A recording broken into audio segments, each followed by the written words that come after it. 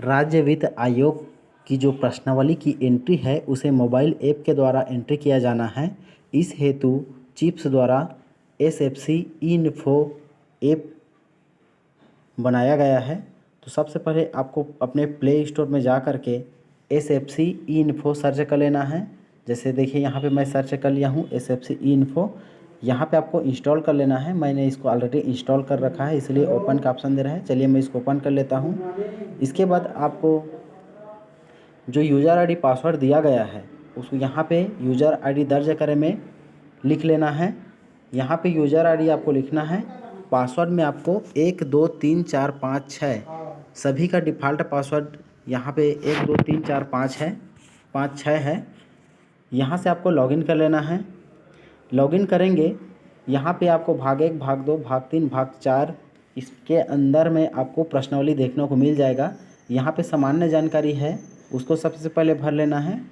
ग्राम पंचायत की स्थापना वर्ष दर्ज कर देना है। ग्राम पंचायत का नाम, जनपद, जिले लिखा हुआ रहता है और सचिव का नाम, ग्राम पंचायत के जो सचिव है उसका मोबाइल नंबर लिखा रहता है।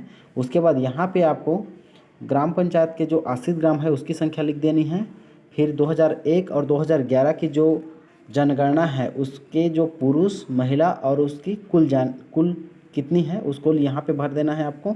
ग्राम पंचायतों की जो वार्ड की संख्या है उसकी संख्या यहाँ पे लिखना है। उसके बाद ग्राम पंचायत के कर्मचारियों की जो संख्या है, जैसे आप स्वयं के संसाधनों से नियुक्त किए हैं उसकी संख्या यहाँ पे लिख देना है। फिर शासन द्वारा नियुक्त सचिव है तो उसकी संख्या 1 उसको लिख देना है। इसके बाद आपको इसको सुरक्षित कर देना है। फिर आपको भाग 2 जो मूलभूत सुविधाएं हैं उसकी एंट्री करनी है। ग्राम पंचायत में कुल घरों की जो संख्या है उसको यहाँ पे लिखनी है। उसके बाद कितने घरों में शौचालय उपलब्ध है उसको लिखना है। सार्वजनिक शौचालय कितने हैं, उसी प्रकार जो ग्राम पंचायत में नल जल द्वारा जो पेयजल की सुविधा उपलब्ध है उसको हाँ नहीं में भरना है।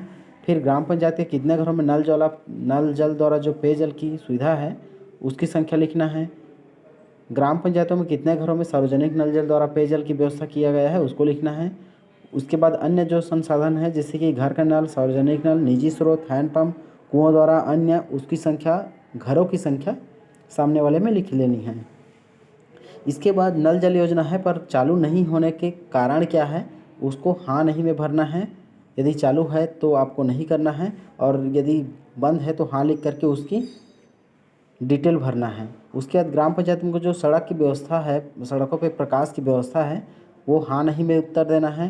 प्रकाश की व्यवस्था चालू स्थिति में है तो हाँ, नहीं है तो नहीं। क्या जल निकासी नाली की व्यवस्था है तो हाँ नहीं। ग्राम पंचायत में घरों में कूड़ा करकट ले जाने की क्या व्यवस्था है उसको हाँ नहीं में भरना है। ग्राम पंचायत में शिक्षा की जो सुविधा किस स्तर पर है उसकी संख्या और उसमें दर्ज जो संख्या है उसकी संख्या लिखना है। जैसे आंगनबाड़ी, प्राथमिक शाला, माध्यमिक शाला, हाई स्कूल, हायर सेकेंडरी। उसके बाद मितानिन की सेवा उपलब्ध है, हाँ नहीं में देना है। ग्राम पंचायत में उपलब्ध जो सुविधा तथा अस्तियाँ हैं, जैसे ग्राम पंचायत में जो भवन की संख्या है, गांव के अंदर जो पक्की सड़कों गलियों की लंबाई किलोमीटर में भरना है। गांव के अंदर जो कच्ची सड़कों गलियों की लंबाई है उसको किलोमीटर में भरना है। जल निकासी हेतु निर्मित जो नालियों की लंबाई है उसको किलोमीटर में भर देना है।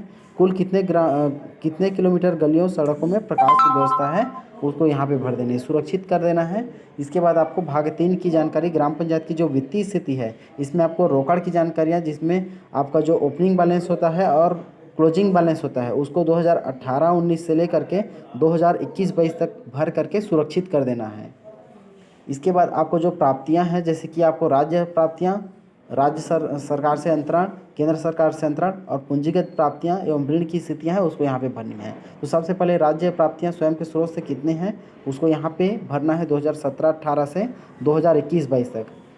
यहाँ पे आपको भूमि भवन पर कर जो कर होता है, अनिवार्य कर, उसको भरना है। निजी शौचालय, जितने भी कर है आप कर लेते हैं उसको यहाँ पर राशि, कर कितने मांग है और उसको कर वसूली कितना हुआ उसको यहाँ पे 17-18 से लेकर के 21-22 तक भरना है। फिर इसको आपको सेव कर देना है। लास्ट में देखिए सुरक्षित करने लिखा है। उसके प्रकार आपको यहाँ पे राज्य सरकार से जो अंतरण है इसमें आपको अधोसंरचना, गौण खनिज, स्टाम्प पंजीयन, जितने भी अन्य जो कर है उसको यहाँ पे भरना है जो राज्य सरकार से अंतरण होते हैं। उसके प्रकार आपको केंद्र सरकार से जो 14वीं 15वीं मद की जो प्राप्तियाँ हैं इसमें 2017-18 से 21-22 तक भरनी है। यदि ऋण की स्थिति है तो ऋण की स्थिति को भी यहाँ पे भरना है, फिर सुरक्षित कर देना है।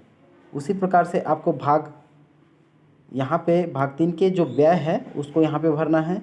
स्थापना वर्ष में कितने व्यय हुआ 2017-18 से 21-22 तक जल आपूर्ति में जितने भी आप कार्य कराए हैं उसको यहाँ पे प्रकाश व्यवस्था सुधार, ये है प्रकाश व्यवस्था में कितने व्यय हुए हैं उसकी जानकारी 17-18 से